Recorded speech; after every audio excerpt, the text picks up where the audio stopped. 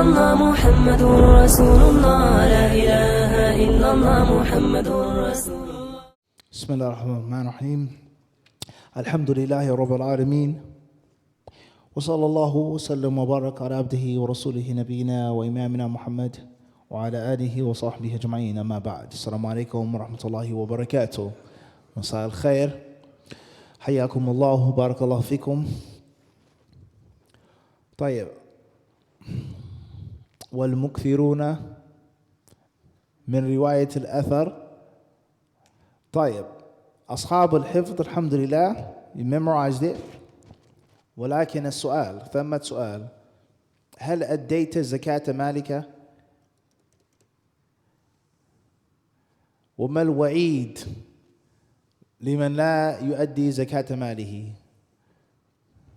من الكبائر الموبقات المهلكات: والذين يكنزون الذهب والفضة ولا ينفقونها في سبيل الله فبشرهم بعذاب أليم، إلى آخر الآيات.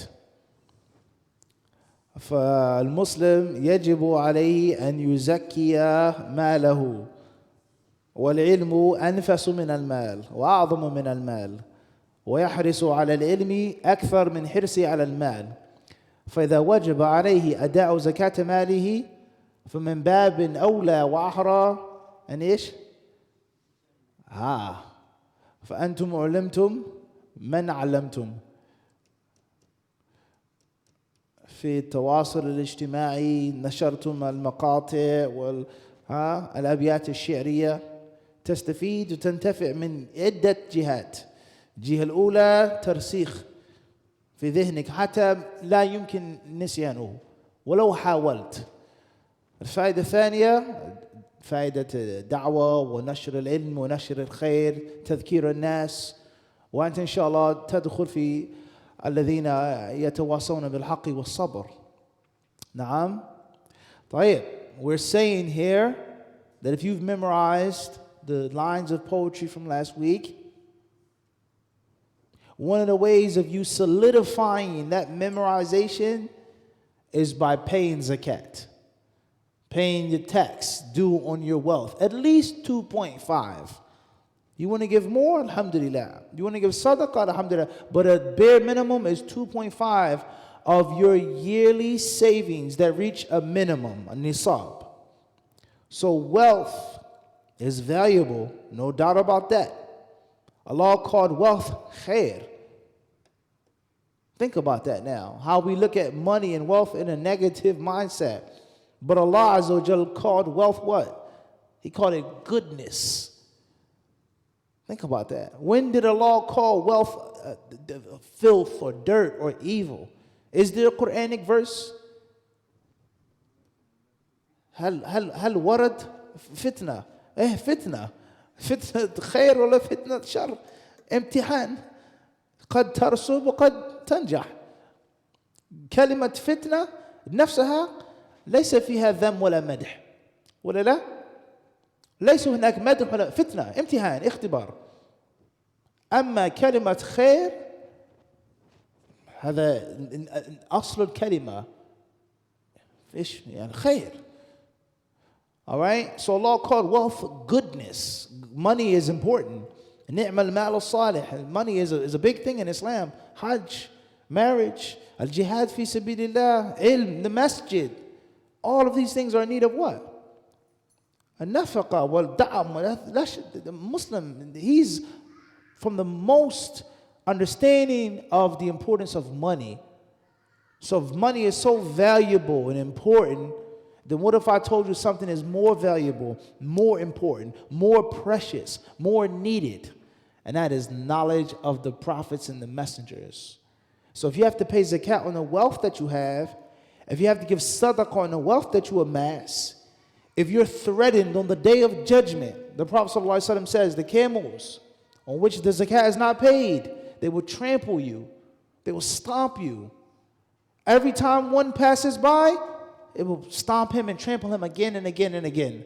The snake that will bite the man's face and tell him, Ana maluk, ana kenzuk. Right? How many hadith are there about the punishment and the sin of not paying zakat? And the mushrikun don't pay zakah. And the believers pay zakah and they give sadaqah. We can agree on this or not? Everybody should be able to agree on this. So that's monetary money that you have to protect. And the knowledge that protects you.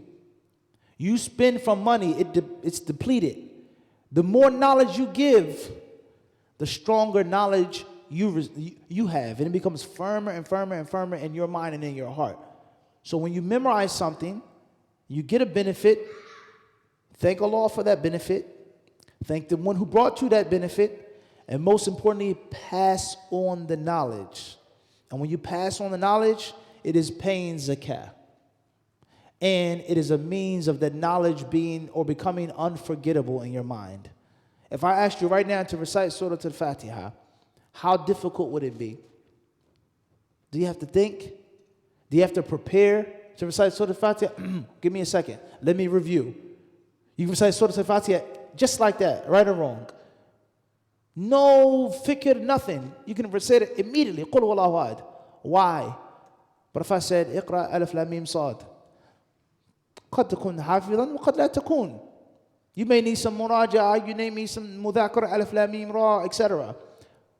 But for sure, you don't need any practice or preparation for Fatiha. ما الفرق بين الحمد لله رب العالمين الرحمن الرحيم كتاب أنزل إليك؟ إيش الفرق بين هذا وذاك؟ نفس الحروف، نفس التراكيب، نفس الشيء ولا لا؟ نفس اللغة.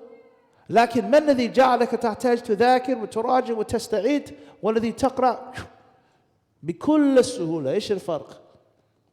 What's the difference? Why do you need to prepare for this surah or review but not for that one? What's the difference, Akhi? Is it not the same language? Is it not the same letters? Is it not the same book? Why is one so easy and one not so easy? Allah made all of the Quran easy. Chapter 7, chapter 10, chapter 3, and the Fatiha. Al-Ikhlas, Wal-Asr. Is one secret why. Why it's so easy. Because you recited the Fatiha how many times? Over and over and over and over and over again. If you have 5 children, you yourself taught all of your 5 children what? The Fatiha. You pay zakat on the Fatiha how many times? So Allah gave you barakah and allowed you never ever to forget it. كذا العلم. كلما زكيت كلما أديت كلما أنفقت من كثرة واستقر خيره. Every time you spend, you give knowledge, you pass on knowledge, it becomes stronger in your mind. So when you memorize something, you get something from the class, make sure you do what, Waheed?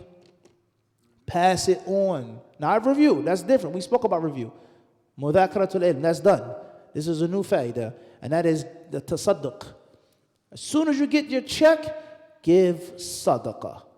The first thing you should do when you get the auto-pay check. Not the bills, not take your family out, not buy what you've been waiting on. How many of us do this? This is a serious question. When you get paid, what's the first thing you do with your money? $5 you give to a needy Muslim? $1? What's important is the very first dollar from my check, I'm giving it away. This is a practice you should start. And think how many blessings Allah would give you. So as soon as you finish the class, you go home, you're in the car. As soon as you're done, pull your phone out and do what? Pass it on. Share it with your people. Hey, look what I learned today. شوف هذا يعني اليوم تعلمنا حفظنا. And you'll be shocked how much barakah Allah will give you and how easy it will be for you to what? تستحضر. بكل السهولة. Right? So you have to pay charity, you have to pay tax on your knowledge. All right, Rubul Ushur, 2.5 out of your nisab. Everybody clear on this, inshallah? Tayyib, and don't take it from me. Wahid, try it out yourself. Bi'idhnillahi ta'ala. All right. So, what did we mention last week? What did we talk about last week? Briefly? Quickly? Ahl al-Yaman. Al-Fiqh Yaman. أصحاب الإكثار. أصحاب الألوف. طيب من هم باختصار؟ من هم بالترتيب؟ وردوا علي بضاعتي. أبو هريرة يليه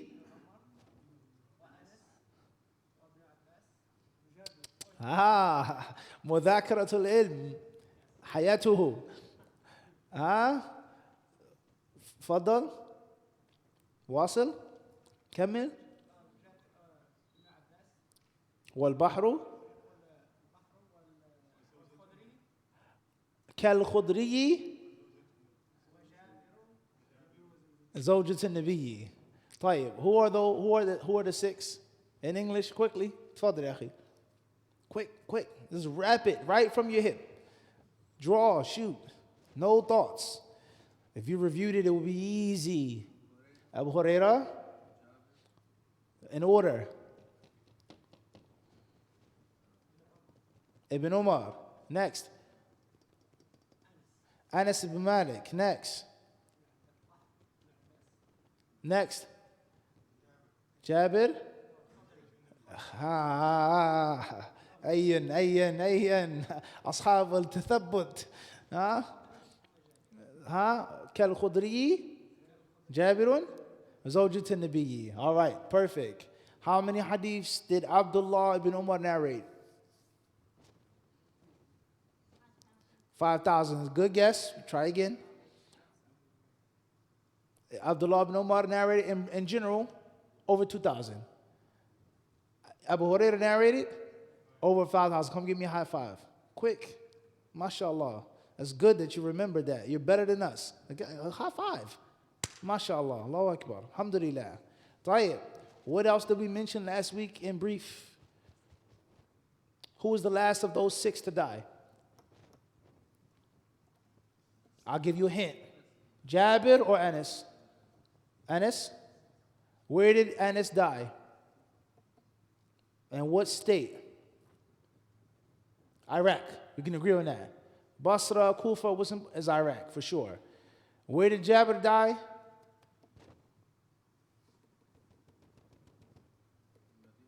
Medina, Hijaz. Tayyib. وهكذا. All right, let's get started tonight, inshallah. We got a review, huh? Sharpen, inshallah. Tayyib. Jazakumullah khairan. And it's not only fun, but it's beneficial. And that's how knowledge stays put. Mudhakaratul ilmi hayatuhu. Revising knowledge is what gives life to knowledge. Okay, so here's a few online sources. I have a few more books that I can share with you. Traditional sources. Bi'idhnillahi ta'ala. We'll get those emails in with regards to how do I read about those who are called Ashab al-Kutub al-Sitta. Ashab al-Kutub al-Sitta. All right, if we can get the lights, please.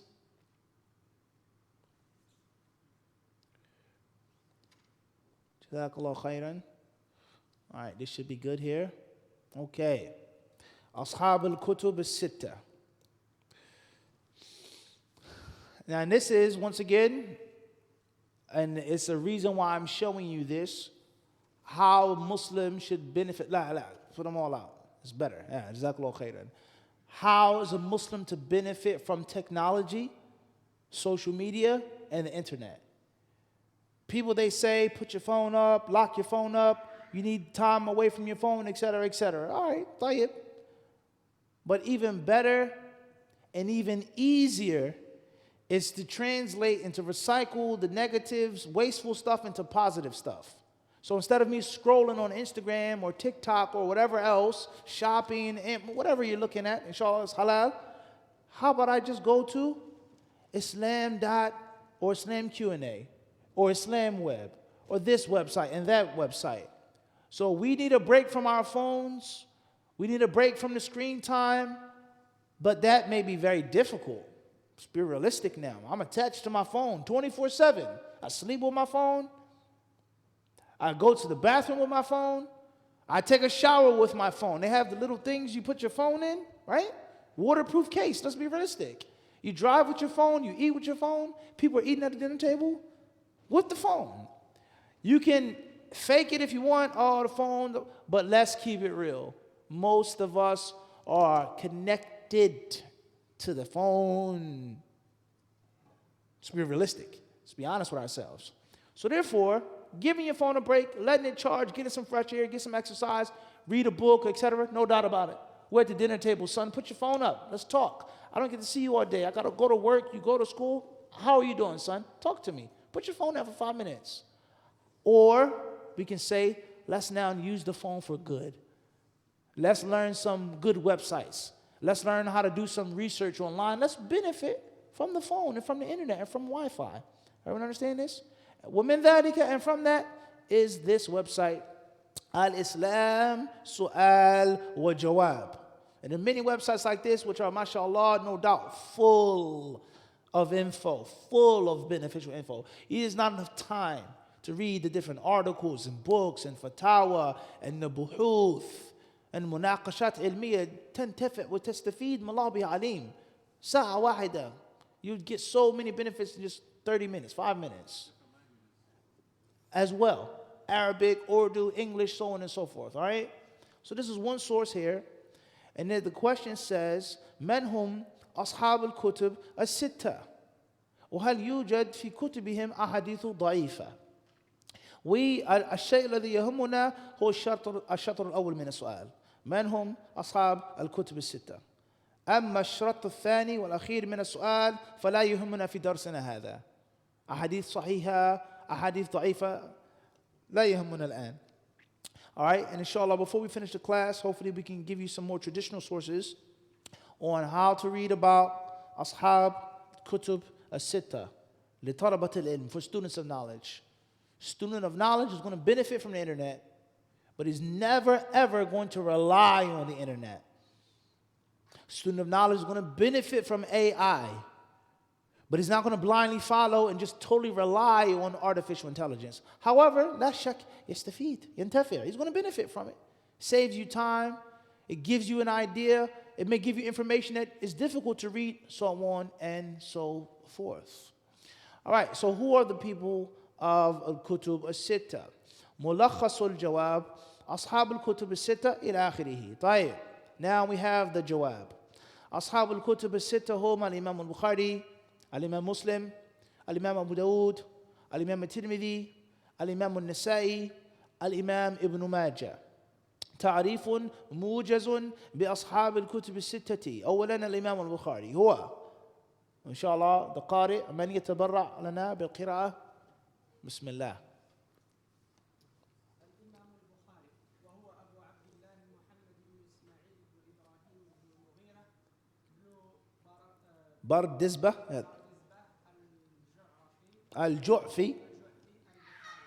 كان جده المغيرة مولى الإمام الجعفي والي بخارى، فانتسب إليه بعد إسلامه.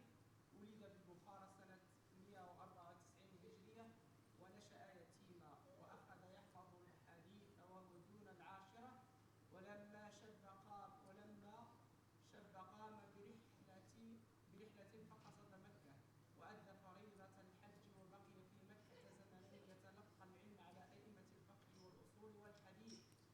ومن ثم بدأ يرحل ويتنقل من صقع إسلامي إلى آخر على مدى 16 سنة كاملة.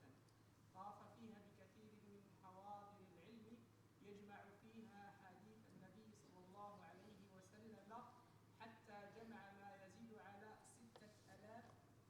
600,000 حديث، ورجع إلى 1000 محدث وناقشهم فيها. وكانوا ممن عرفوا بالصدق والتقوى وصحة العقيدة.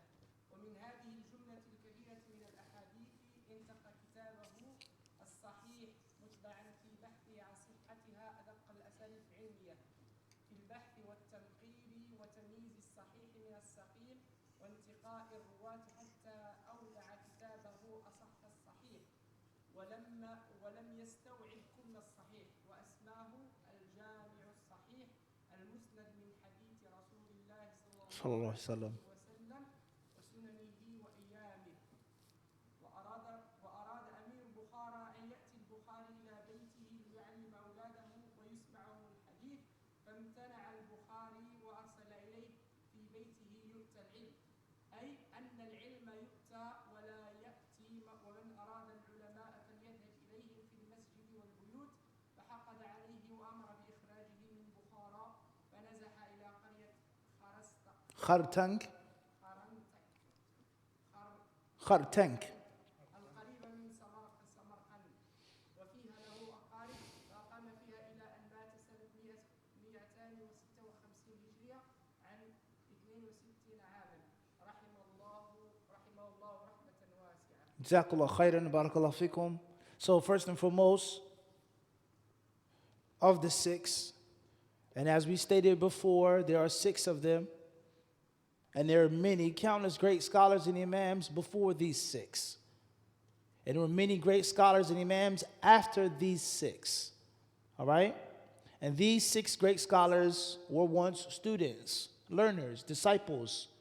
They had to sit at someone's feet and learn from someone before they grew strong to become a scholar and an imam. No one is born a scholar, nobody. Everyone has to learn, everyone has to study, and everyone has to put in the necessary hard work and sacrifice. طيب. First and foremost is Imam al-Bukhari, that iconic figure. وَمَا أَدْرَاكَ مَا الْإِمَامُ الْبُخَارِي ثُمَّ مَا أَدْرَاكَ مَا الْإِمَامُ الْبُخَارِي. Imam al-Bukhari, that icon known to the Muslim and the non-Muslim worldwide. And subhanAllah, if you meet someone who comes from Bukhara, comes from Uzbekistan, that's the only thing that he needs to brag. أنا من اليمن، أنا من الشام، أنا من فلسطين، أنا من العراق، أنا من مصر، أنا من السودان، العالم فلاني فلان. The one from Uzbekistan, that's all he has to say. Bukhari, next. That's it. He can brag and boast just from being from that land. How famous and infamous Imam al-Bukhari became. All right? A major iconic figure in the deen, even to the non-Muslims. To those who wish to destroy Islam, find fault in Islam, hate Islam, so on and so forth. Everybody knows him. And that's only from Allah subhanahu wa ta'ala. Right? Okay. So who was he? Huwa Abu Abdillahi, that was his kunya. The sunnah, the forgotten sunnah of the kunya, Abu Hamza, Abu Abdurrahman, Abu Fulan, Fulan, a forgotten sunnah, huh? We should know each other's kunya. We should call each other by our kunyas, which is more affectionate, instead of just the first name, all right? And more respectful. Ya Abu Abdullah, Ya Hakada, all right? So he's Abu Abdullah. His first name was Muhammad, the son of Ismail. His grandfather was Ibrahim. Great-grandfather was Al-Mughira. Great-great-great-grandfather is a man named Baradizbah. And Al-Bukhari has 2 types of ascription or lineage or affiliation. Ju'fi, Bukhari. Now, the scholars, not to get too deep, ما نحب نتعمق, ولكن the scholars, they differ on some things concerning Bukhari's genealogy and his lineage. One of the things that they differ over is, and obviously obvious reasons behind this, is Imam al-Bukhari of Arabian stock or non-Arabian stock? His ethnicity. For sure he was from Bukhara, modern-day Uzbekistan, but was his roots Arab roots, Turkish roots, or Persian roots? Does it really matter? In reality, no. But at the same time, it does matter for different reasons. These are based off of intentions. Why does it matter to you? Bukhari wasn't Persian, nor was he Turkish. He was an Arab. It matters. It's a big deal now. The Uzbeki guy is saying, my great-great-great-great-great-great-grandfather, the guy from my country was Bukhari, better than you Arab guys. And the Arab guy is going to counter and says, Bel, you wouldn't have no Bukhari, lola, if it wasn't for the Arabs, so on and so forth. And of course, the Muslim from Turkey, he's going to make the same argument. Nationalism, Turkish, Turks, such and such, such and such, such and such. On the battlefield, we had this Suleiman the Magnificent, Muhammad al-Fatih, this one and that one, with the sword.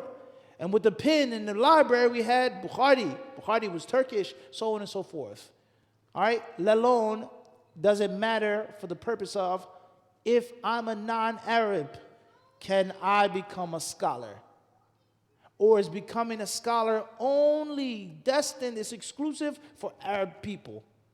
Everyone understand this? So the scholars, they differ on his exact lineage. What's important is for sure he wasn't born in an Arab or Arabian land, nor his father, nor his grandfather, but they differ way down the line, way down the line. So where does he get this title? Ju'fi Bukhari. Bukhari is clear, the country. As far as Ju'fi, then they say his grandfather Mughira was a freed slave of Al-Yaman al-Ju'fi, who was the governor of Bukhari. And they may even argue and say that he wasn't a slave, فَانْتَسَبَ إِلَيْهِ بَعْدَ إِسْلَامِهِ. The wala of Islam, and not the wala of riq or hilf. Al-wala taban ala thalath aqsam. He was attributed to this man not because they became allies, not because he was freed and manumitted, but he became Muslim through him. He gave his great-grandfather dawah, and out of appreciation and respect, he called himself a part of his tribe and clan. Everyone understand this? That's where he gets the Ju'fi title from. All right, moving forward. Bukhari was born 194 of the Hijrah. So that is in the golden, or right before Al-Qarn al-Dhahabi, the golden era of Islam. وَنَشَأَ يَتِيمًا, and he was raised as an orphan, meaning his father died. His mother was alive. In Arabic, and of course in Islam, a yatim is man mata abuhu wa lam yablugh. Even if his mother is taking care of him, he's still considered a yatim. لأن اليتبع أو اليتمة في اللغة إيش؟ الكسب. والمفترض في الرجل الوالد أنه هو الذي إيش؟ يكسب وينفق. All right? In Arabic, an orphan is someone who loses his father before puberty. In English, it's a little different. An orphan is someone that has no parents, right? In an orphanage. But in Arabic, if your father dies before you reach the age of puberty, you are considered a yatim. So Bukhari's father died when he was young. And obviously this shows us overcoming adversity. Overcoming adversity. There's no excuse why you shouldn't seek knowledge, why you can't be a scholar. What excuse you going to make? I'm from this race. I'm from this town. I had to learn. My mother, my father. Everyone has different challenges in life. And Bukhari grew up without a father. وَأَخَذَ يَحْفَظُ الْحَدِيث وَدُونَ الْعَاشِرَةِ. He started memorizing hadiths before the age of 10. وَلَمَّا شَبَّ. And when he grew up, he went to puberty. He traveled. He left Bukhara and he went to Mecca to perform Hajj. And we benefit from this part of his biography. Number one is taqdeem ma hu aham, is putting forth that which is most important, prioritizing Hajj, the obligatory ibadah. And second of all, dururat al-intiqal wal-intihal. تترك بيتك وأهلك وأصحابك ومعارفك تتركهم. You have to leave all of those things alone if you want to seek knowledge. You have to travel. And in the way of the disciple, I have mentioned and I have explained the 3 deadly F's that every student of knowledge must avoid. The 3 deadly F's: friends, family, familiarity. You have to avoid these 3 letters, these 3 F's. If you're unwilling to do away with your friends, you won't be a successful student of knowledge. If you're unwilling to be away from your family, you become homesick, the food is horrible, my family, my mother's crying on the phone, son, when are you coming back? I'll send you your ticket right now. Just please leave, come back. And if you are afraid and scared to be in an unfamiliar town or place, people speak a different language, there's different foods, different climates, people are racist, they treat me funny here, you can't be a student of knowledge until you're willing to do away with all 3 of those things. Right now, I'm in Pakistan studying. I have no friends here. The people don't like me. I have no family here. And I'm totally unfamiliar with the food, the language, the culture, the climate. But right now, I'm in Pakistan to study the Quran. That's it. Hifz, nothing more. Not to make friends. So if you get homesick too fast, or it's uncomfortable enough, then you can't be a student of knowledge. All right, moving forward. So he went to Mecca, he performed the Hajj, and he remained in Mecca. يتلقى العلم عن أئمة الفقه والأصول والحديث, learning from the different scholars there. ثم بدأ يرحل ويتنقل من صقع إسلامي إلى آخر. And then he left Mecca and he went to the other regions, the Muslim lands, Mesopotamia, Baghdad, Basra, Kufa, Sham, so on and so forth, the centers of knowledge, right? And this took 16 years. Allahu Akbar. 16 years. You being away from America for 16 years with a cell phone. Huh? With all the technology is hard enough. Imagine back in the day. You go back home, you didn't see your mother, your grandfather. This person died. 16 sana. This one has grew up. This changed. 16 years of sacrifice for the sake of Allah subhanahu wa ta'ala. طاف فيها بكثير من حواضر العلم. All those different centers of knowledge. يجمع فيها أحاديث النبي صلى الله عليه وسلم. Learning, studying, memorizing the hadith until he had this grand number, 600,000 hadiths that he learned and memorized. ورجع إلى 1000 محدث وناقشهم فيها. And over 1,000 teachers of hadith he studied with and he debated with. يا شيخ أنت قلت كذا وحدثنا كذا. ناقشهم. And this is obviously, as they say, victory has defeated you. This is one of the reasons behind Imam al-Bukhari's tragic demise or downfall, which isn't a downfall, but what happened to him in his life, towards the end of his life, because of jealousy. His talent was intimidating. It made people insecure and inferior. Saru hasaduhu. Some people started to envy him, and they were too scared, like, this guy is extraterrestrial. He's not from here. Look at his hifd. And he's 10 times younger than me. They became insecure because of his talents and his abilities, unfortunately. And that's another discussion. وَكَانُوا مِمَّنْ عُرِفُوا بِالصِّدْقِ وَتَقْوَى وَصِحَّةِ الْعَقِيدَةِ. Okay, these different scholars that were known for piety and righteousness and صِحَّةِ الْعَقِيدَةِ, correct aqidah of al-Islam. ومن هذه الجملة الكبيرة من الأحاديث انتقى كتابه الصحيح, and that is the stock or the pool from which he made his book, which is not called Sahih al-Bukhari. He didn't call it, that's not the name of his work. His name of his work is Al-Jami' Al-Sahih Al-Musnad, and missing here is Al-Mukhtasar. كلمة مهمة جدا. Alright? المفروض تكون هون كلمة إيش؟ Al-Mukhtasar. الجامع الصحيح المسند المختصر. Okay? من حديث رسول الله صلى الله عليه وسلم وسننه وأيامه. So Bukhari was very scrupulous. He's very meticulous. He was extremely fault-finding, nitpicking with the narrators and the narrations. And he only wanted the best of the best, the cleanest of the cleanest, the grade A top organic stuff. Everyone understand this? No blemish whatsoever on this tomato. In the supermarket, they put the best, reddest, most symmetrical tomatoes out in front. Is this not the case?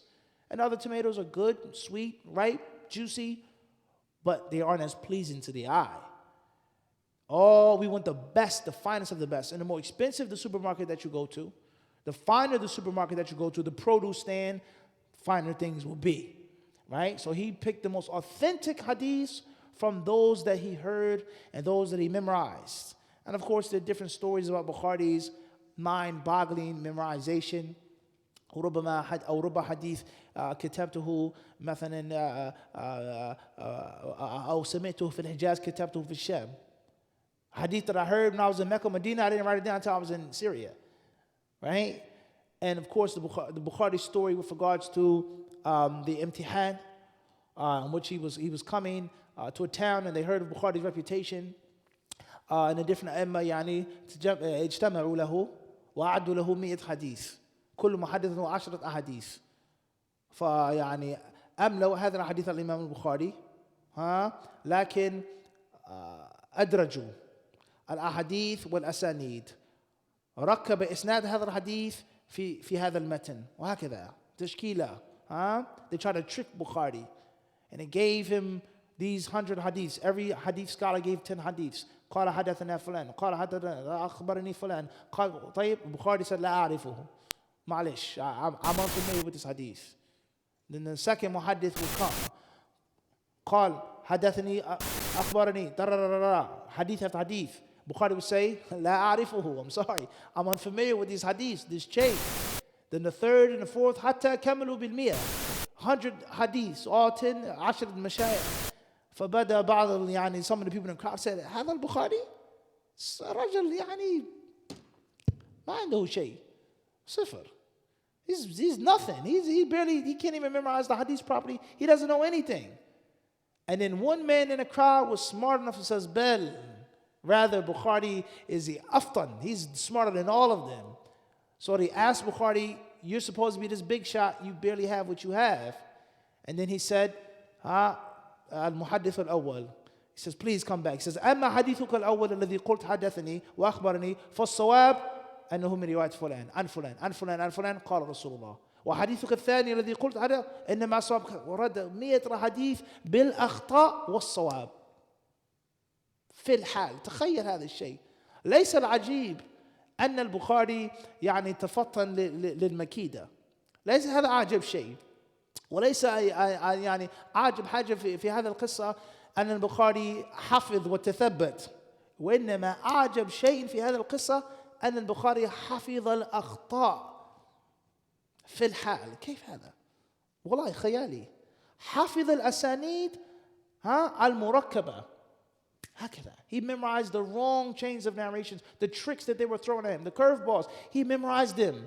And he told them, it's wrong, it's wrong, it's wrong, and this is the right one. And then after that, everyone said, as they would say, all hell Bukhari, as we would say. All hell Bukhari, we are not worthy. They realized how powerful his memory was, how smart he was, how intelligent he was when they tried that trickery. All right? This is one story from the marvelous stories of Imam al-Bukhari, which is very inspiring when it comes to memorization. Wallahu ta'ala alam. All right, last but not least, he says, وَأَرَادَ أَمِيرُ الْبُخَارَى أَنْ يَأْتِي الْبُخَارِ إِلَى بَيْتِ لِيُعَلِّمَ أَوْلَادَهُ وَيُسْمِعُهُمُ الْحَدِيثَ. Now, not mentioned in this brief article, المقالة طبعا موجزة, some of the fitna that took place from Imam al-Bukhari. We don't have time to mention that. امتحان البخاري في اللفظ والملفوظ لفظ بالقرآن مخلوق هل قال هذا الكلام أم لا وكيف امتحن بسبب هذه المقالة المنسوبة إليه وما حصل ما جرى له بسبب هذه المقولة المنسوبة إليه. Okay, did Bukhari say that لفظ بالقرآن مخلوق and how he was kicked out of one place, how they boycotted him, how they envied him? We don't have time to mention that story right now, and I've mentioned this story in other classes and other lectures. Here, this author, in this article, he mentions from Bukhari's tests, is that the governor of Bukhara invited Bukhari to be his children's personal tutor. Come to my house, come to the palace, teach my children. Nafrid lak, yani, we'll give you some stipend, and you can just teach my children. This is the governor now, the wali, yani. These are noble aristocrats, the children. And Bukhari, فَامْتَنَعَ الْبُخَارِ, Bukhari said, no, sorry, I can't help you. And not only did Bukhari say no, but according to this article, he didn't say it to the wali. He says, وَأَرْسَلَ إِلَيْهِ. Bukhari didn't go to the man's palace or house. He sent the messenger. You go back and you tell this big shot, your master, this aristocrat, فِي بَيْتِهِ يُؤْتَى الْعِلْمِ أي أن العلم يؤتى ولا يأتي. How can knowledge come to your house? How is it possible that knowledge is going to arrive at your palace? Knowledge doesn't travel. One must travel to knowledge. Golden rule.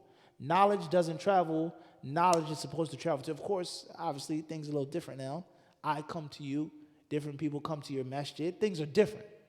But the traditional orthodox way, the organic way, is you're supposed to be the one to drive, to pay the tolls, to get on your horse, and to sit in front of the teacher as the teacher sits back in the comfort of his own house. So this is a manifestation of how many things today are opposite. منعكسة تماما للأسف. ولا شك ولا ريب أن هذا السبب من أسباب الخلل في الساحة الدعوية اليوم. الإخلال بهذه الآداب. وما أبرئ نفسي. Okay, we're all responsible for this. We didn't adhere to these rules and this etiquette, and this is why we have these different da'wah problems that we have today. So Bukhari says, I'm not coming to your house. You want me to teach your children? No problem. They have to come to me. All right? فَلْيَذْهَبْ إِلَيْهِمْ فِي الْمَسْجِدِ وَالْبُيُوتِ. Anyone who wants the scholars, let him go to the scholars in their masjids and in their homes, not the opposite. And this goes to show you al-i'tizazu bil-ilm, al-iftikharu bil-ilm. يعتز بعلمه لا بنفسه وبنسبه لكن يعتز بهذا العلم ولا يجعل هذا العلم يعني شيء سافل تافه إن أصحاب الدنيا وأرباب الدنيا أبدا. العلم لا يشرى لا يباع أبدا. Knowledge is not sold, it's not given, it's not something cheap that we put in the hands of this one or that one. Knowledge is holy and sacred. It's above all of us. If I didn't want to come here tonight for my own personal reasons, I made an agreement, I made a promise. I have to come for knowledge. It's bigger than me. I give the khutbah, ittaqullah, fear Allah. I have my own personal problems. I'm a Muslim, I'm ibn Adam, indi ma indi. Walakin, I have a job to do what? To give the mu'idha, to give the reminder, because knowledge and da'wah is bigger than what? Kulluna. It's bigger and it's greater than all of us. No one monopolizes knowledge. So that's the message of Imam Bukhari to that governor. And of course, the governor didn't like it, obviously. Aristocrat is used to getting what he wants. A spoiled brat, basically. A grown man who's a spoiled child. No one has ever told me no. Who are you to tell me no? So he said, فَحَقَدَ عَلَيْهِ. He began to have bad and nasty feelings about Bukhari. Who's this Bukhari guy think he is? To tell me no, to be disrespectful, to not take my invitation. Who does he think he is? فَحَقَدَ عَلَيْهِ وَأَمَرَ بِإِخْرَاجِهِ. And he kicked him out of Bukhara, unfortunately. And then he went to, became a refugee to a qarya, a village called Khartank. All right, a part of Samarkand. And he has some relatives there, and that's when he died. And of course, there's another story about Bukhari's death on the road in Khartang. What happened to him, unfortunately, because of the envy and the hasad of the people. Allah musta'an. And he died in the year 256 of the Hijrah. And he was 62 years old. May Allah subhanahu wa ta'ala have mercy on Imam al-Bukhari. هذه طبعا لمحة مختصرة موجزة. Short, brief, concise ta'rif of this Imam's haqq, his right upon us. And his life legacy needs to be spoken on and discussed in muhadarat wa durus wa hilaq mutawasila. Series and series and series of lectures, and we still wouldn't give him his true right that he deserves of talking about his life and his legacy, and how we in 2023 can benefit from the legacy of Imam al-Bukhari. And if we had one young man from among our sons or one young woman from among our daughters that was something close to Bukhari with the intention, this masjid will be a better masjid, this city will be a better city. تشبهوا بالكرام وإن لم تكونوا مثله إن التشبه بالكرام فلاح. Imitate successful people, imitate noble people, even if you aren't as noble as they are. For the sheer act of imitating them is a means of success. Just copycatting a great person is going to bump you up and level you up. Is this not the case in sports? Our young men who play basketball and soccer, this great basketball champion, his fadeaway shot, his layup, this slam dunk, this crossover move, it's a trademark. No one can do it again. There will never be another, need I mention the names? Allahu Alam, when the next time a woman will give birth to a player of that caliber. There will never be another crossover like this. There will never be another fadeaway jump shot. Evident. Never, ever won't happen. But 20 years ago, 30 years ago, I grew up watching this basketball player, and that's how I styled my jump shot. That's where I got my crossover from. And if the crossover isn't as good as this one, but it's reminiscent of it, would I not get that player more respect? Yes or no? It's a fact. Just the fact of, wow, that's such and such's move 20 years later. So just imitating a great person is automatically going to make you greater. All right? Wallahu ta'ala alam. Tayyib. Let's move forward, inshallah ta'ala. Al-Imam Muslim. Jazakallah khairan. Alladhi ba'dahu. The next reciter. Volunteer. Bismillah.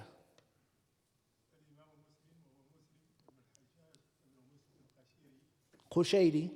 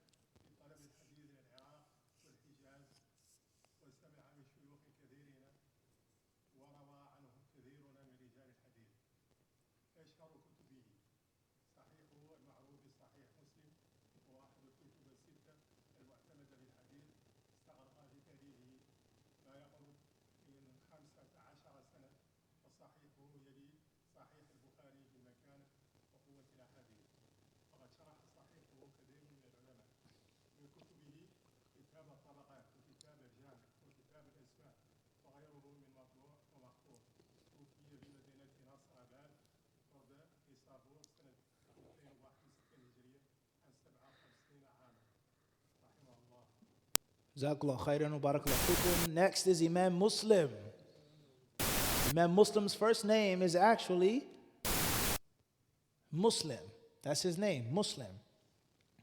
The son of Hajjaj, the son of Muslim, from the clan of Banu Qushayr,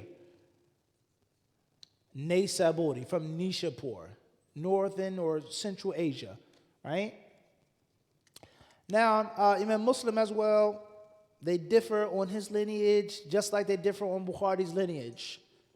Qushayr, Banu Qushayr, this Arabian clan, هل كان من أنفسهم ولا كان من مواليهم? Was he an actual blood member of the tribe? Or was one of his forefathers a captive and a slave who was later manumitted and freed and attributed himself to Banu Qushayr? Okay, Nishapur, what's the closest country to Nishapur today? Iran. The first thing people think about Iran, something evil, Shiite, this, that, political, Houthi, etc., etc. للأسف الشديد, right? Iran, the list of scholars that came from that, forget the exact that area. وَمَا حَوَالَي, just in the drink, they drink from the water on the outskirts. You'd be shocked at the imams that came from what's currently known today as Iran, let alone Tehran, Razi. Right? It was as if it was something in the water there. Allahu alam. You drunk the water and you just became an alim of hadith. It was amazing. So Imam Muslim, rahimahullah ta'ala, from Nishapur, Ahadul Imma min Hufad al-Hadith. He's one of the grand masters of hadith, hands down. Imma. Alright? Amir al-Mu'mineen. And before we move forward, Imam Muslim was a friend and a student, or student and friend of Imam al-Bukhari. They knew each other, they met each other. Muslims studied with Bukhari. And subhanAllah, not only were they students, but they were friends. And the famous narration with regards to Hadith Kafarat al-Majlis. Muslim rahimahullah ta'ala فيما نقل عن أنه ناداه يا أمير المؤمنين في الحديث أستاذ الحديث وطبيب علله. He says, let me kiss your feet. Right? He called him Ustad al-Hadith wa Tabib ilalihi. He called him a Hadith doctor. Right? A top surgeon. He says, Ashhadu. He says, I bear witness. La yubghiduka illa hasid. Allahu Akbar. Imam Muslim said about Bukhari, his teacher and his friend, he says, nobody will dislike you except that he's a hater. It's impossible for somebody to hate you except that he has something in his heart. Everyone has to acknowledge your greatness. So Imam Muslim learned from al-Bukhari, but alhamdulillah, he did not blindly follow Bukhari. Imam Muslim has his own personality. His book has his own personality. And in many ahadith, many different issues, Muslim differed with Bukhari. And that's a lesson for us. Al-ihtiram shay, taqdeer shay, amma ta'assub al-baghid, taqlid al-a'ma, shay akhar, tamaman. La talazim bayna hadha wa dhak. Respecting your teacher, loving your teacher, being loyal to your teacher does not mean that you are a fanatic and that you're a bigot and that my teacher only knows the truth, no one else knows the truth. If he's not from this country, if he's not from this masjid, if he's not this tariqah or this da'wah or whatever, la khayra fi. And that is also the problems that we suffer from. نعاني منها في الساحة الدعوية اليوم في أمريكا وفي الشرق الأوسط. This fanaticism, right? And this taqleed, blind following, fanatically putting your teacher on a pedestal above anyone else. That wasn't Imam Muslim's attitude. من حفاظ الحديث ومن علام المحدثين. Grand Master, he was born in Nishapur on the day in which Imam Shafi'i died, year 204. And we benefit from this is that when Allah takes a thing away, He does what? Gives something else, subhanahu wa ta'ala. Shafi'i died, Muslims born. The cycle of life, renewal. What life, death brings. There is no خلاص مات الشافعي مات العلم مات الفقه يعني انتهى لا أبدا. مات البخاري, the hadith is done, it's over. لا أبدا. We have to continue even to this very day. So he was born in a year, the day in which Shafi'i rahimahullah ta'ala died. He sought knowledge in Nishapur, and then when he became strong enough, he began to travel. And he traveled to different lands, and from those lands was Iraq, Mesopotamia. And he traveled to Hijaz, Mecca, Medina, Ta'if, etc. And it should go to show is that من آداب الرحلة أن الطالب يأخذ عن مشايخ بلدته وبلده أولا يستفيد منهم ينتفع منهم ومن علمهم ثم لما يشبع من ما عندهم من العلم يرحل ويتنقل. You can't just travel without learning from the people in your locale first. All right. He heard from many scholars and many different narrators of hadith. From the most popular of his books is that which is called Sahih Muslim, which isn't the actual name as well. Imam Muslim's book is Al-Musnad al-Sahih. Al-Musnad al-Sahih. That's the actual title. All right, moving forward, he wrote his book in 15-year span. 15 years. And this is هذا من مزايا كتاب مسلم على كتاب البخاري. أن مسلم رحمه الله تعالى استغرق زمن وكذلك كتب صحيحه مسنده وهو في نيسابور بقرب مشايخه حتى يسمع ويعيد السماع ويتذكر ويتأكد ويدقق. البخاري رحمه الله تعالى رحال نقال بين المدن والبلدان يسمع يحفظ يكتب يروي بالمعنى في كثير من الأحيان. مسلم رحمه الله تعالى كأنه يعني أدق surgical يعني في كل كلمة. Man, Muslim is very precise. Bukhari is extremely precise and surgical, but Muslim is very meticulous. And he wrote his book in a 15-year span, and he was in his hometown of Nishapur, which allowed him to verify and to check every single letter in his book. And of course, that's a discussion with regards to Mazaya al-Kutub al-Sitta, the unique features of these 6 books. And all 6 books have something to offer that the other book doesn't have. A unique feature, just like cars and automobiles. This is a more expensive car, but this car has this patented feature. And this car comes with this one.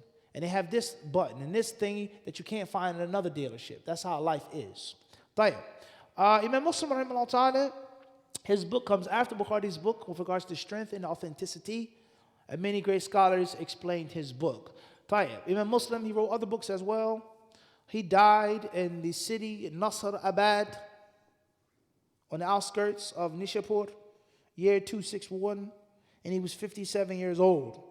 Some scholars mention, one of my teachers, he told us this story of the reason behind Imam Muslim's death. Obviously, inshallah, we'll stop here. When they began to boycott Imam al-Bukhari and speak ill of him and warn from him, there was a great scholar, a big, huge imam, Muhammad ibn Yahya al-Dhuhli, al-Nisaburi, rahimahullah ta'ala, من الأئمة الحفاظ متخصصين في العلم.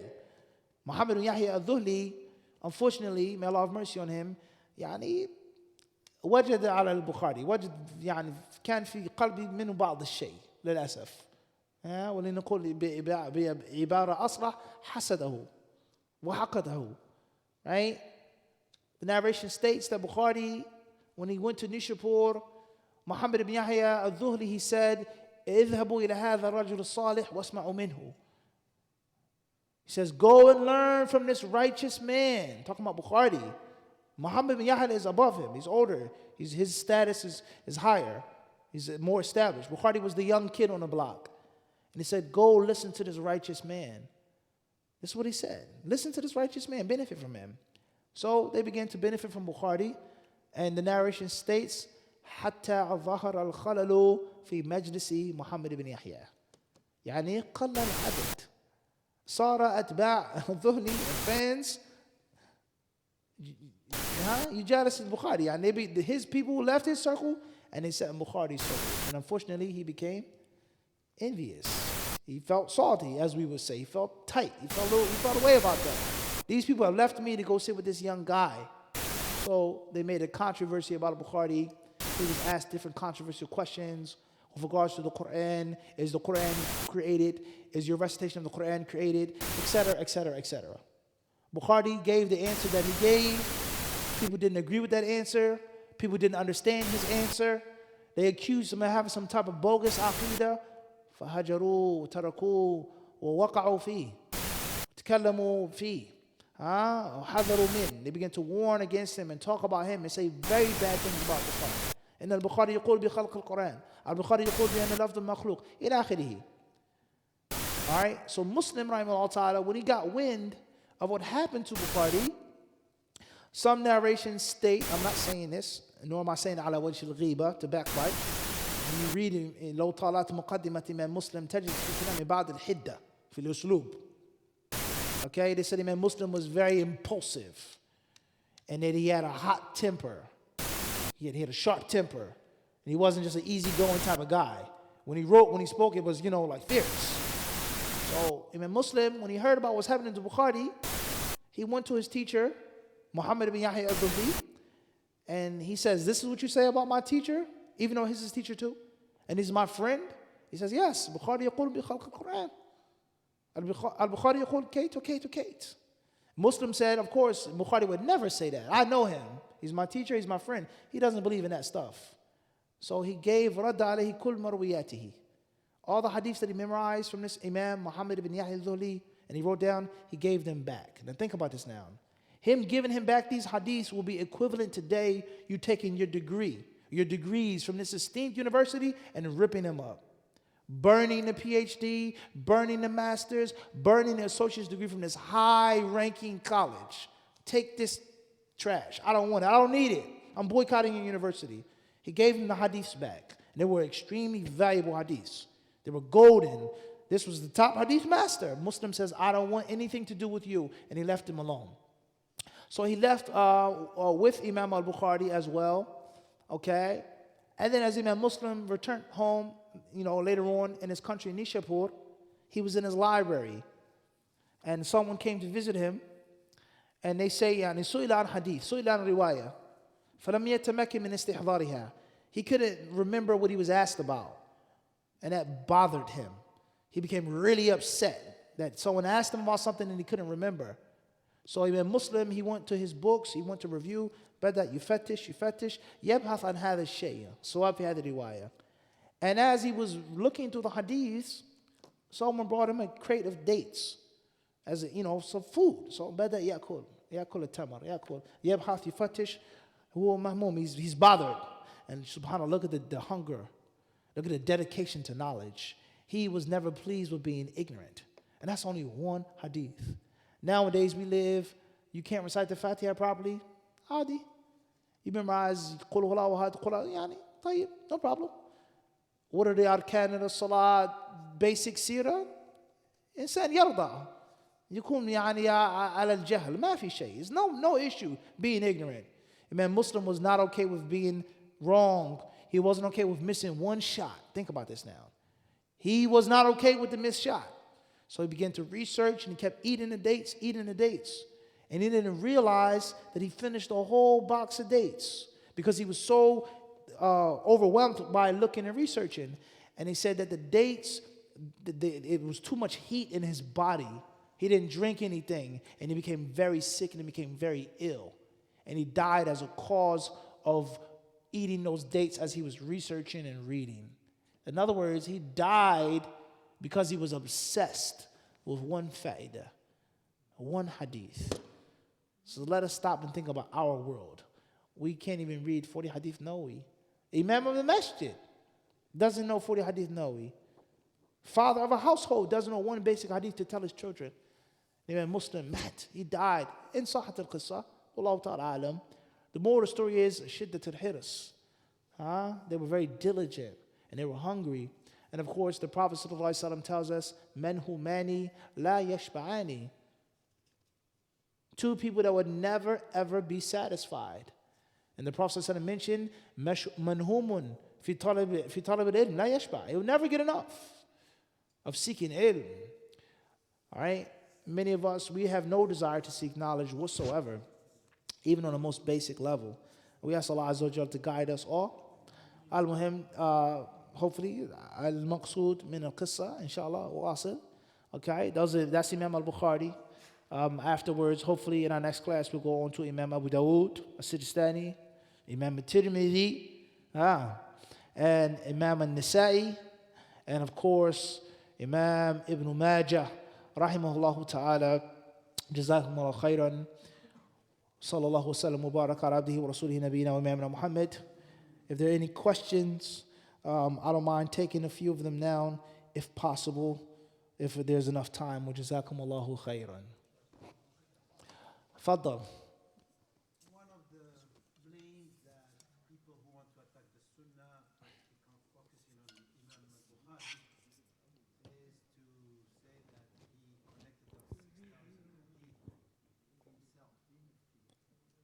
Is it that he physically listened to the ruwat of those 6,000, or those hadiths were already written somewhere?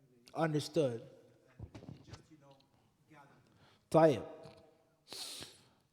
Before I get into this question with regards to the nature of Bukhari's hadiths and how he memorized them and 6,000, so on and so forth, etc., there are many books on this topic. And alhamdulillah, there are different works that are available in English and in Arabic on this topic and other languages as well. With regards to Tadween al-Hadith, تدوين السنة، كيف تم تدوين هذه الأحاديث وتصنيفها وترتيبها وتأليف إلى آخره. How these hadiths put together.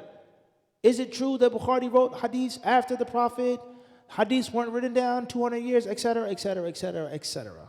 That many Muslims have unfortunately been taught and poisoned with these erroneous ideas and beliefs, and shubuhat, tashkikat, these different problems concerning hadiths. So before my answer, I would advise each and every one of you to go back to those books, to those works. المطولات منها والمختصرات ما كان صوتيا مرئيا كلها موجودة. وهذه الشبه قد فندت، يعني تم تفنيدها ووضحتها جملة وتفصيلا. All of these different doubts have been rejected and clarified. To answer the question specifically, and this goes back to the importance of the introduction to the class.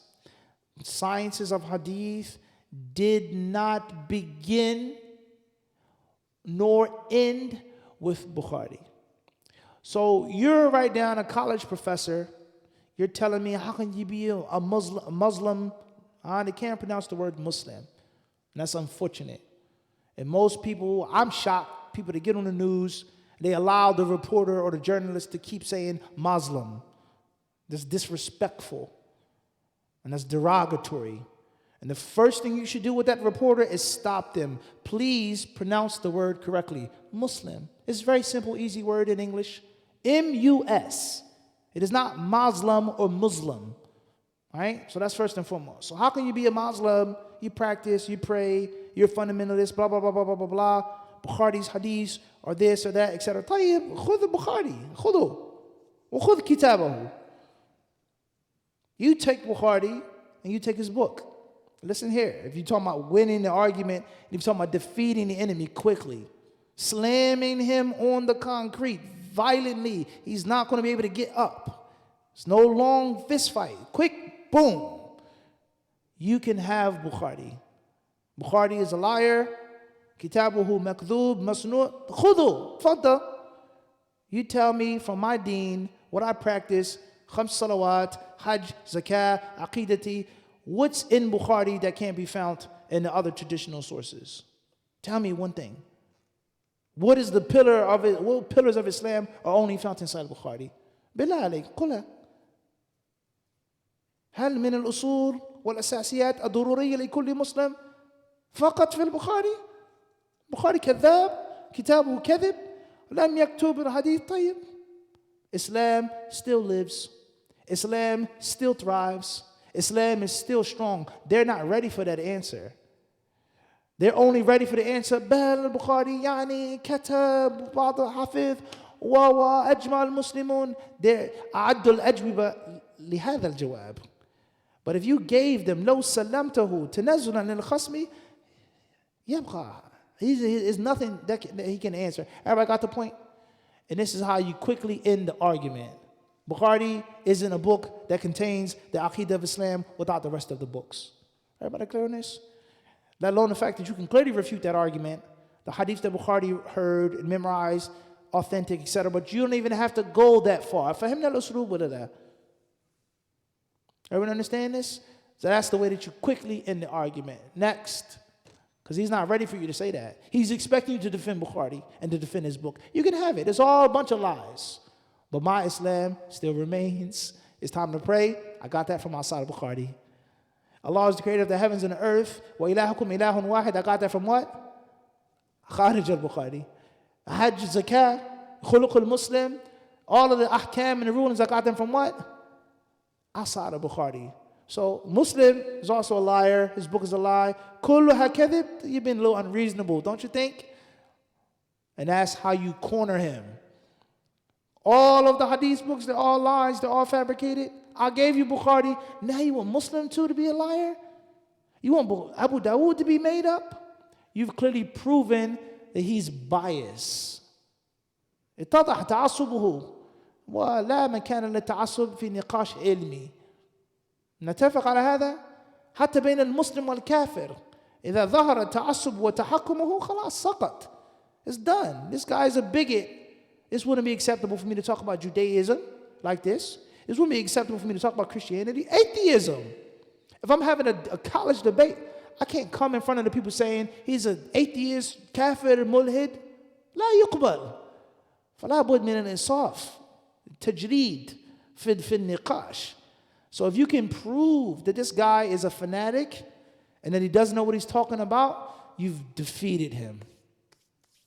وجادلهم بالتي هي أحسن وجاهدهم به جهادا كبيرا. Knowledge. So that's first and foremost. Second of all, Bukhari rahimahullah ta'ala, he lived in a time and a place that's not like our time and a place. A person memorizing 100 hadiths is unheard of. 200 hadiths is unheard of. 500 hadiths by heart, without the chains of narration. Nadir, bisabab, taqniyah. Writing, literacy, all of these things were scarce back then. So the nature of their memorization, the colors, the sounds, the world that they lived in was very different than our world. So it was easy for a person to memorize what those imams memorized. Relatively easy, relatively easy. And Bukhari rahimahullah ta'ala, he heard those hadiths. He wrote those hadiths.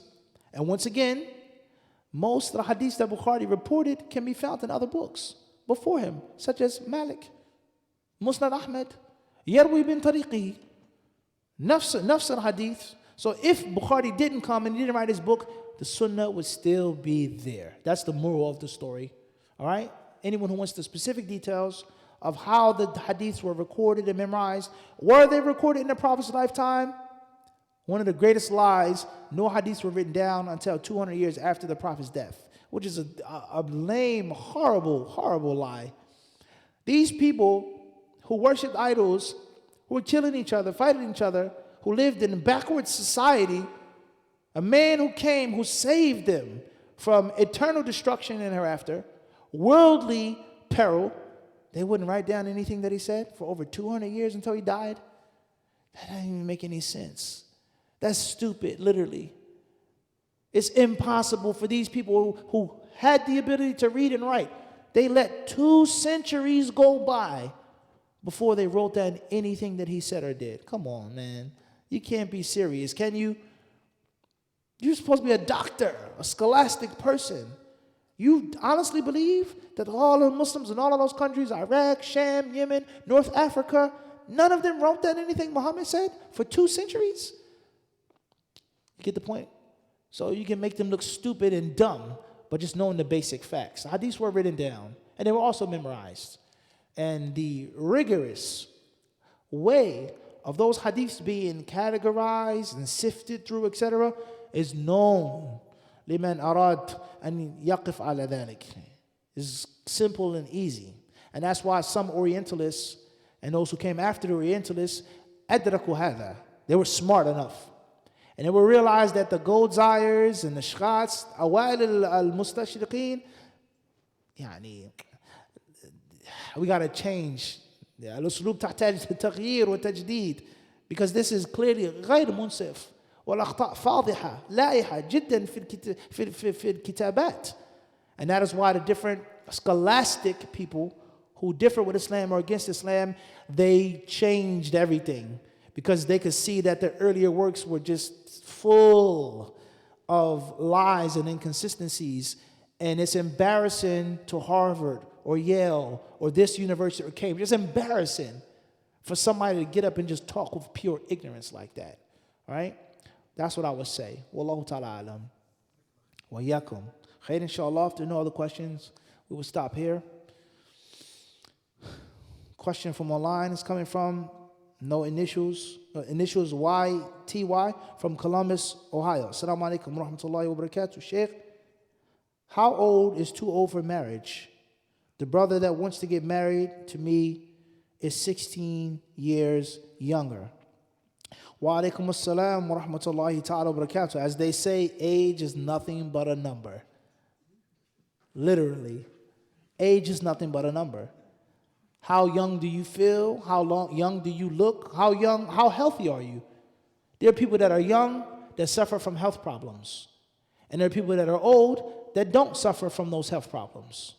So if you find a good spouse that you can be compatible with and talk with and agree with and live with, so what? 16 younger, 16 older. What's important is what jama'a baynakuma bikhair. Chemistry. You can marry someone your same age, get divorced. You can marry someone similar race, status, wealth. لا يكتب لك التوفيق والوئام. الشجارات والخلافات. So formalities are only formalities. So there is no age as long as you can fulfill what you need to fulfill concerning a marriage. And the Prophet ﷺ tells us, Al-Bayyani bil-Khiyari, that the merchant, the buyer and the seller have the choice to keep the contract or to get rid of the contract. فَإِن بَيَّنَا صَدَقَ وَبَيَّنَا بُرِكَ لَهُمَا فِي بَيْئِهِمَا. If they're upfront, if they're honest, Allah will bless their transaction. So be upfront. This is my age. I've married before. I have these children. I can do this well. Kada kada. Bismillah. If you're okay with that, Bismillah. And if that's too much or too little or too old or too young, ma salama. Have a good life. Allah ma'ak. Rabbi wa rabbuk. It's just that simple. And I'll give one example of this. There may be a younger man or younger woman who has problems fulfilling marital rights. And there may be an older man or older woman who can fulfill those marital rights. Just because you're young doesn't mean you're going to be a good husband or good wife. And just because you're older doesn't mean you're going to be a bad husband or a bad wife. Wallahu ta'ala alam. Last question is coming from DC. Initials DC, Philadelphia, PA. Not trying to be inappropriate, but I was being intimate with my wife and ended up calling her a goddess during the act. Am I sinful or did I unintentionally commit shirk? Jazakallahu khairan, la haya fi din. There's no shyness when it comes to learning. There's nothing that is a bad question or an embarrassing question. The Prophet ﷺ, he spoke to his Sahaba, Sulaim, فضحت النساء هل على المرأة غسل إذا هي يعني احتلمت قال نعم. Does a woman have to make a ghusl if she has a wet dream? They were embarrassed in front of the Prophet. What do you mean? They said, فضحت النساء. You're exposing the women to the men. They said to her, you're telling the Prophet that women have wet dreams, women think about men, women lust after men? And the Prophet ﷺ said, فَبِمَا يُشْبِهُهَا وَلَدُهَا. Na'am. There's no shyness when it comes to learning. It's nothing embarrassing. There's no stupid or dumb question. رحم الله نساء الأنصار لم يكن يمنعهن الحياء أن يتفقهن في الدين. Aisha, she made dua for the Ansari women. May Allah have mercy upon those women. They were never prevented by shyness from learning the deen. So that's a general rule. When it comes to learning what's right and wrong, there's nothing to be shy about or embarrassed or anything like this. Al-Muhim, if you called your wife a goddess, waliyadhu billah, in the act of intimacy, and it wasn't your intention, it was a mistake, you were extremely excited or thrilled or whatever the case may be, inshallah, la shay'a alayk. It's nothing upon you, no sin upon you. And the best thing and the safest thing to do is to say, Amantu billahi wa rasulihi. I believe in Allah and I believe in His Messenger. But as a general qaida, rufi'a li ummati al-khata'u an ummati al-khata'u wal-nisyanu wa mastukrihu alayhi. If you do something out of mistake, if you forget, or if you're forced, there's no sin upon you. And a deed, good or bad, needs a niyyah. So if you said out of mistake, in the moment, in the heat of the moment, Allahumma, what did the man say? He says, Anta, ana rabbuk. He says, I'm your Lord and you're my slave. Akhta'a min shiddatil farah. He was so happy that he made a mistake. So kufr, saying a statement of kufr, doesn't count if it's done out of mistake. Wallahu ta'ala alam. وصلى الله وسلم وبارك على عبده ورسوله نبينا وإمامنا محمد. حياك الله أبو ميسى محمود جي. السلام عليكم ورحمة الله. لا إله إلا الله محمد رسول الله. لا إله إلا الله محمد رسول الله.